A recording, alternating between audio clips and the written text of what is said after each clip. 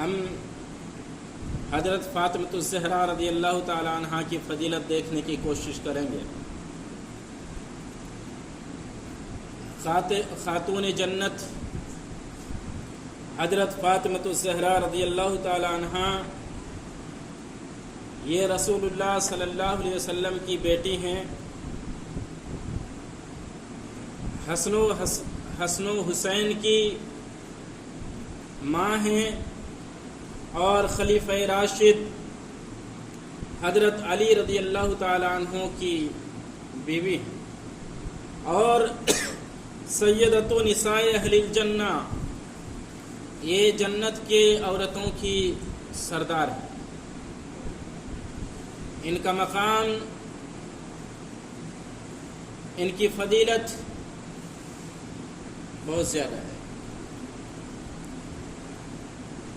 حضرت علی رضی اللہ تعالی عنہ نے حضرت فاطمہ رضی اللہ تعالی عنہ کی موجودگی میں، ان کی زندگی میں حضرت علی رضی اللہ تعالی عنہ نے ابو جہل کی بیٹی جمیلہ سے نکاح کا پیغام بھیجا۔ حضرت فاطمہ رضی اللہ تعالی عنہ اپنے باپ کے پاس آئیں، کہا کہ میری موجودگی میں حضرت علی دشمن رسول کی بیٹی ابو جہل کی بیٹی سے نکاح کا پیغام علی نے بھیجا ہے۔ اللہ کے رسول صلی اللہ علیہ وسلم آئے، منبر پر چڑھے، آپ نے خطبہ دیا اور آپ نے کہا کہ فاطمہ مجھ سے، فاطمہ میرا ٹکڑا ہے، فاطمہ میرے جگر کا ٹکڑا ہے، اور میں اس بات سے ڈرتا ہوں کہ وہ کہیں دین کے بارے میں فتنہ میں نہ پڑ جائے۔ یعنی آپ صلی اللہ علیہ وسلم کے کہنے کا مقصد تھا کہ ایک طرف رسول کی بیٹی اور دوسری طرف رسول کے دشمن کی بیٹی ایک ہی شخص کے پاس رہے، اور فاطمہ رضی اللہ تعالی عنہ کو یہ بات نہ جمے، اور پھر فاطمہ رضی اللہ تعالی عنہ حضرت علی کو کچھ ایسی باتیں کہہ دیں جو مناسب نہ ہو۔ اس طرح سے حضرت فاطمہ اپنے شوہر کو کہیں کچھ ایسی باتیں کہہ کر کے ان کا دین نہ بگڑ جائے، اس لیے اللہ کے رسول صلی اللہ علیہ وسلم نے کہا کہ فاطمہ میری جگر کا ٹکڑا ہے، اور میں اس کے دین کے فتنے کے بارے میں ڈرتا ہوں، اور قسم اللہ کی، رسول کی بیٹی اور دین اسلام کے دشمن کی بیٹی ایک ساتھ جمع نہیں ہو سکتی۔ قسم اللہ کی، رسول کی بیٹی اور دین اسلام کے دشمن کی بیٹی ایک ساتھ جمع نہیں ہو سکتی۔ حضرت علی رضی اللہ تعالیٰ عنہ کو پتہ چلا، حضرت علی رضی اللہ تعالیٰ عنہ نے اس نکاح کے ارادے کو ترک کر دیا۔ آئیے دیکھتے ہیں ان کی فضیلت سے متعلق دوسری روایت کہ حضرت عائشہ رضی اللہ تعالیٰ عنہ روایت کرتی ہیں کہ اللہ کے رسول صلی اللہ علیہ وسلم اپنی مرض الموت میں تھے۔ اس موت کے وقت میں جس مرض میں آپ کا انتقال ہو گیا، آپ بستر پر تھے، آپ کی تمام بیویاں آپ کے پاس بیٹھی ہوئی تھیں۔ اسی بیچ میں حضرت فاطمہ رضی اللہ تعالیٰ عنہ تشریف لائیں۔ اللہ کے رسول صلی اللہ علیہ وسلم حضرت فاطمہ رضی اللہ تعالیٰ عنہ کا چال، ان کے چلنے کا انداز اسی طرح سے تھا جس طرح سے رسول اللہ صلی اللہ علیہ وسلم کا تھا۔ عائشہ رضی اللہ تعالیٰ عنہ کہتی ہیں کہ حضرت فاطمہ کا چال کا انداز ٹھیک ویسے ہی تھا جس طرح سے رسول اللہ صلی اللہ علیہ وسلم کے چلنے کا انداز تھا۔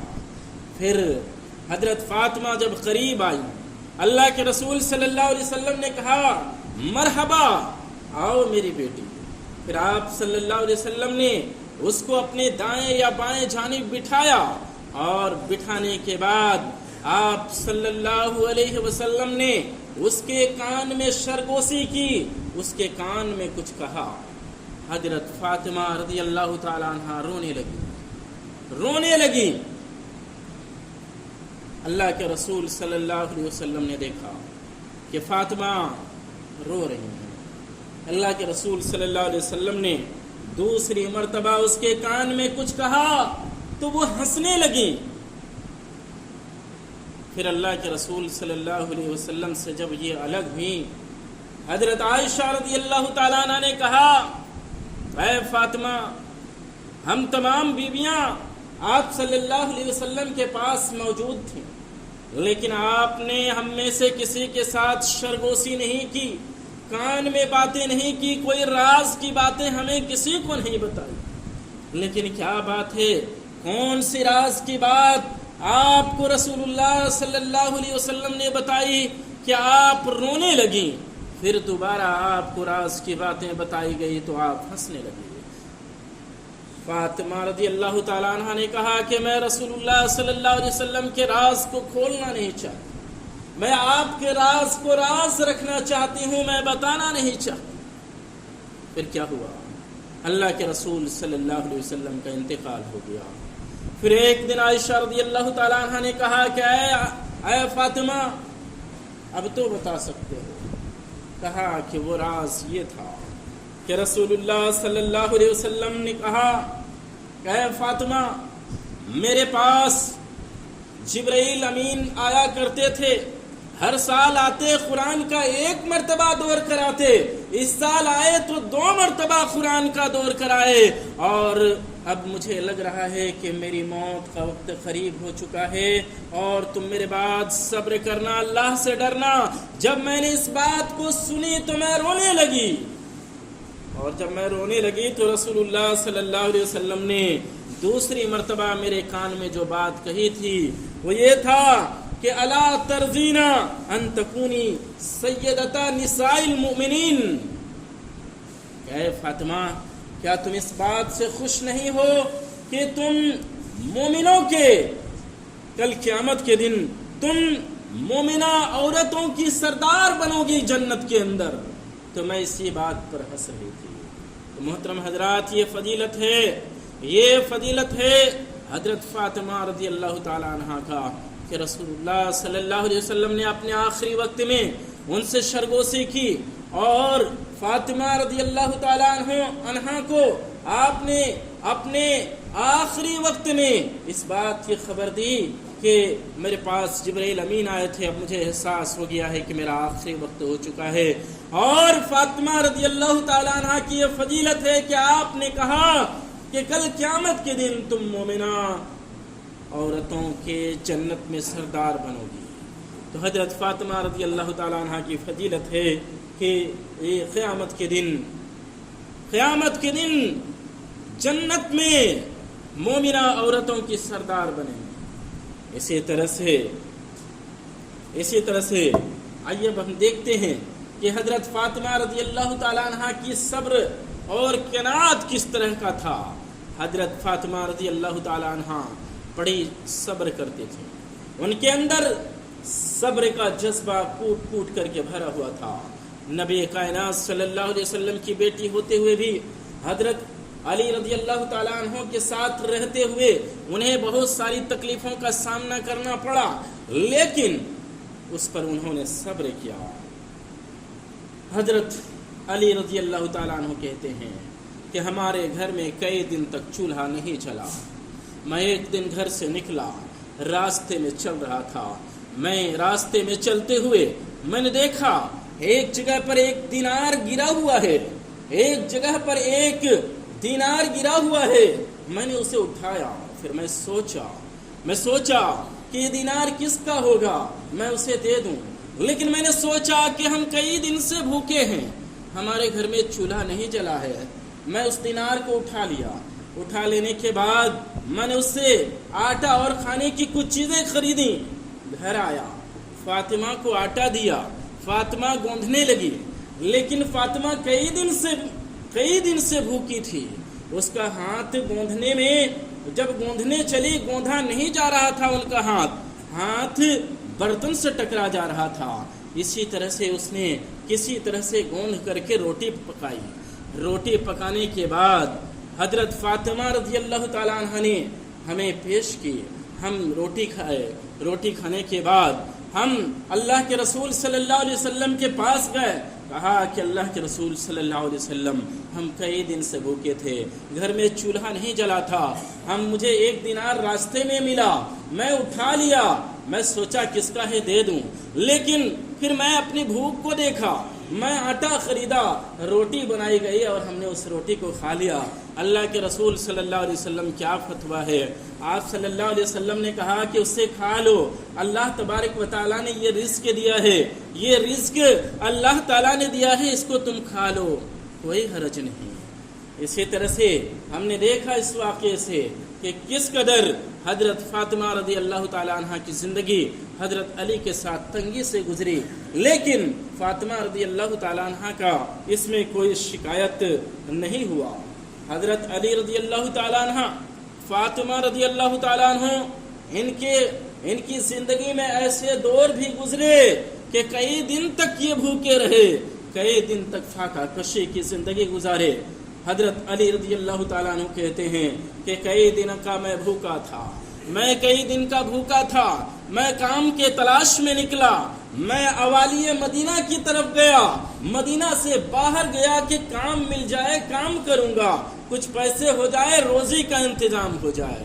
حضرت علی رضی اللہ تعالیٰ عنہ نکلے. نکلنے کے بعد علی رضی اللہ تعالیٰ عنہ نے دیکھا کہ ایک عورت ہے جو خشک مٹی, سوکھا مٹی کا ڈھیر رکھی ہوئی ہے اور اس کو وہ بھگانا چاہتی ہے. میں نے اس عورت سے کہا کہ میں آپ کی کوئی خدمت کر سکتا ہوں. اس عورت نے کہا کہ تم مجھے پانی لا دو تاکہ میں اس مٹی کو بھگا سکوں. اجرت طے ہو گئی. اس عورت نے کہا کہ تم جتنا ڈول پانی لا کر کے دو گے اتنی کھجوریں میں تم کو دوں گا. حضرت علی رضی اللہ تعالیٰ عنہ دونوں میں مزدوری طے ہو گئی کہ 1 ڈول کے بدلے 1 کھجور. حضرت علی رضی اللہ تعالیٰ عنہ کئی دن کے بھوکے تھے, لیکن وہ اسی حالت میں کسی سے ہاتھ پھیلانا مناسب نہیں سمجھا. ایسی حالت میں بھی کام کر رہے ہیں. وہ ایسی حالت میں بھی 16 ڈول پانی لے کر کے آئے, اس عورت کو دیا. پھر علی رضی اللہ تعالیٰ عنہ نے پانی پیا اور پانی پینے کے بعد اس عورت سے 16 کھجوروں کی اجرت لی. علی رضی اللہ تعالیٰ عنہ کہتے ہیں میں نے ہاتھ پھیلا دیے, اس عورت نے 16 کھجوریں دی. میں آیا اور میں پہلے رسول اللہ صلی اللہ علیہ وسلم کے پاس آیا اور پھر ہم اللہ کے رسول کے پاس آئے اور پھر ہم دونوں نے, اللہ کے رسول نے بھی اس کھجور سے کھایا اور ہم نے بھی اس کھجور کو کھایا. تو محترم حضرات, یہ فاطمہ رضی اللہ تعالیٰ عنہ نے اس قدر بھی جفا کشی اور اس قدر بھی فاقہ کشی کی زندگی گزاری ہے. اسی طرح سے ایک دن حضرت علی رضی اللہ تعالیٰ عنہ نے کہا کہ اے فاطمہ, میں پانی لا کر کے میرے سینے میں درد ہو چکا ہے. محترم حضرات, یہ بات یاد رکھنی چاہیے, جو ریگستانی زمین ہوتی ہے, جو بلواہی زمین ہوتی ہے, وہاں پانی کی بڑی قلت ہوتی ہے, پانی بڑی دور سے لانا پڑتا ہے. اللہ کا فضل و کرم ہے, ہم لوگوں کو پانی بڑی آسانی سے مل جاتا ہے, ہم اس کی قدر و قیمت نہیں کرتے. محترم حضرات, آج بھی جو لوگ ریگستانی زمین کے اندر رہتے ہیں ان سے پانی کی قیمت پوچھئے. میں خود راجستھان کے اندر کئی سال تک رہا, نہانے تک کی مناہی ہوتی ہے, نہاتے بھی وہ لوگ کئی دن میں ہیں, اور اسی طرح سے پینے کا بھی بڑی دقت ہوتی ہے. ہم کبھی 1 گھڑا پانی رات کا ہوتا ہے, صبح پھینک دیتے ہیں کہ باسی ہو گیا. ان کے نزدیک, ان کے دماغ میں باسی پانی کا کوئی تصور نہیں ہوتا ہے. بس ان کے نزدیک پانی تو پانی ہے، ہم تو ایک گھڑا پانی صبح ایسے ہی بہا دیتے ہیں، یہ پانی باسی ہو گیا۔ تو محترم حضرات، حضرت علی رضی اللہ تعالیٰ عنہ، علی رضی اللہ تعالیٰ عنہ نے ایک دن فاطمہ رضی اللہ تعالیٰ عنہ سے کہا کہ اے فاطمہ، میں پانی لا لا کر کے میرے سینے میں درد ہو چکا ہے۔ فاطمہ نے کہا کہ میرا بھی چکی چلا کر کے میرے ہاتھ میں چھالے پڑ گئے۔